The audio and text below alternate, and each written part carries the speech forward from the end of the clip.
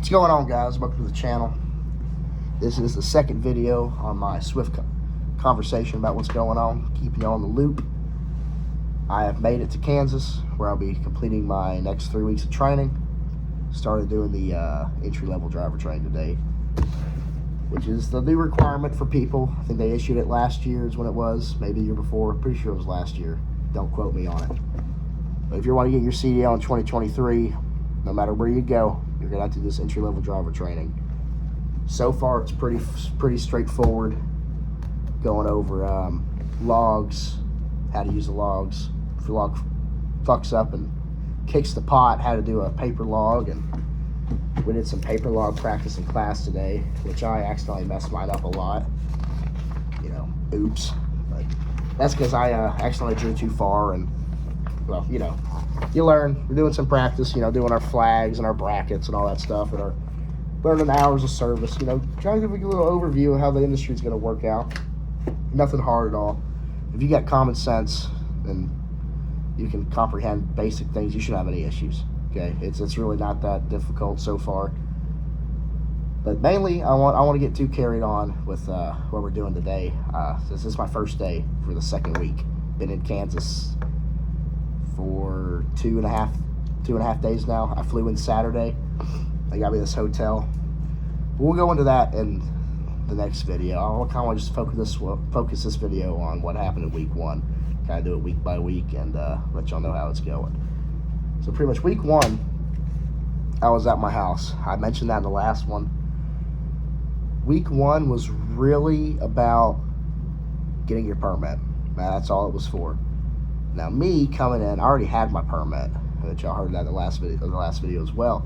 I already had my CLP,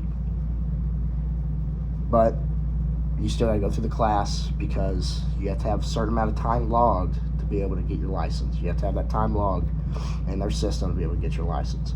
It's 40 hours on your. They had me do it at my house.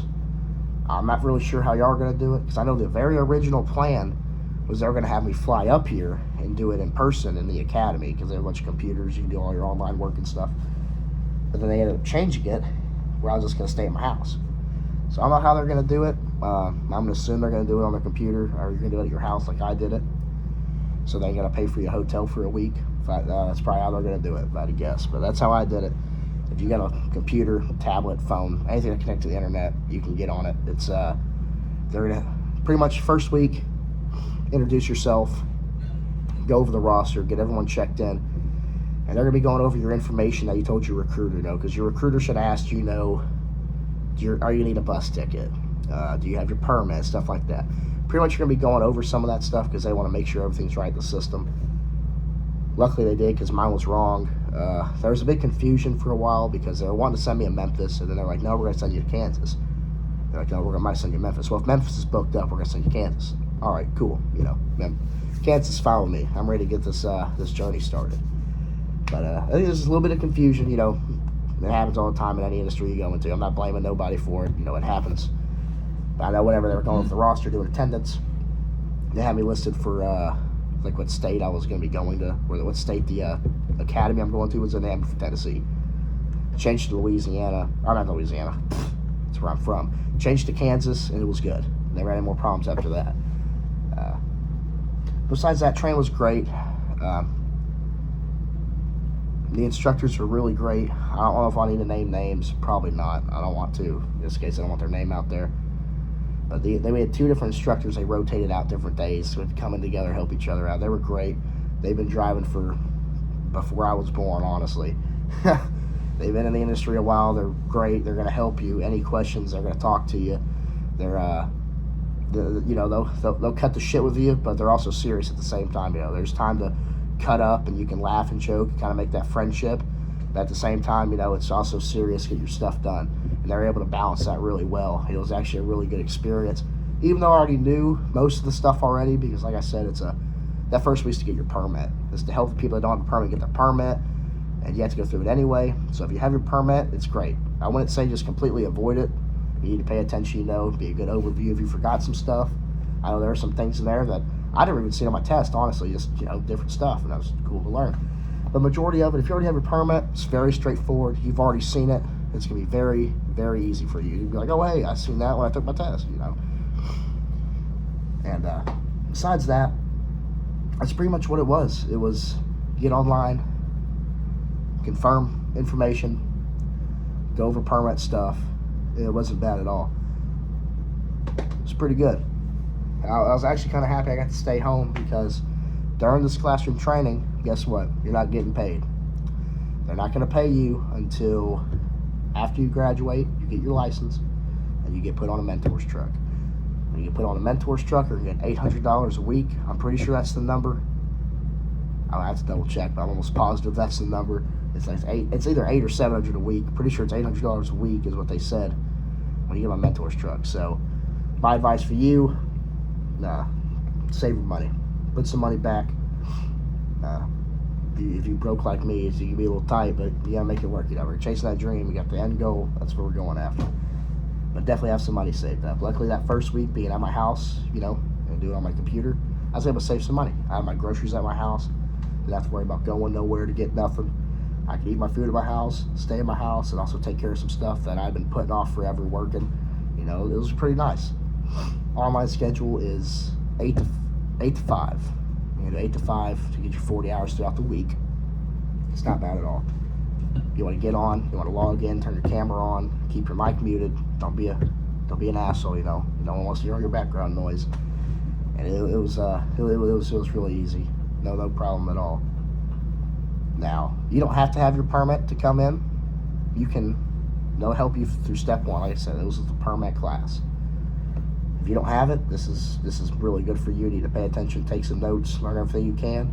You're gonna do practice tests after everything, and it's not real. I wouldn't say it's graded, but it does count because you do need a pass. Like it's not like actually for your permit, but Swift has their own test for their general knowledge combination air brakes. You gotta make 80% or higher, just like you would at the DMV, and that's for their records. Then after you do that, you should be prepared to take your test if you don't have your permit. Now, I'd suggest go ahead and go, if you're thinking about getting into CDL trucking, go ahead and go get your permit. You need to get a DOT medical, and I'd get your permit. Now, the problem is I wouldn't run out and get your medical yet because that can cost like $85 to $90, give or take, depending on where you go. I already had my card, my medical card, because I have a permit, but Swift wouldn't approve, I guess, where I went. They're not like one of their authorized places. I don't know how to explain that, but I do get another medical card. So when I got a new medical card through them, Swift set it all up. They paid for the hair follicle and the DOT physical. Got through a hair follicle, folks. And then from there, I started class that next week. I already have my permit. So my suggestion to you, I'd set it up through Swift, save you some money. They're going to pay for your medical card and everything. You got to have that before you get a permit anyway. Get your medical card, and I'd schedule for that next week. Go get your permit. Knock it out. Just go ahead and have it done. You can go online. There's plenty of stuff online you can look at, like CDL prep. There's a few more I can't think of right now, but there's plenty of things online. You can just Google, like I Google Louisiana CDL practice test, Class A CDL practice test. And there are so many things online. That's all I did.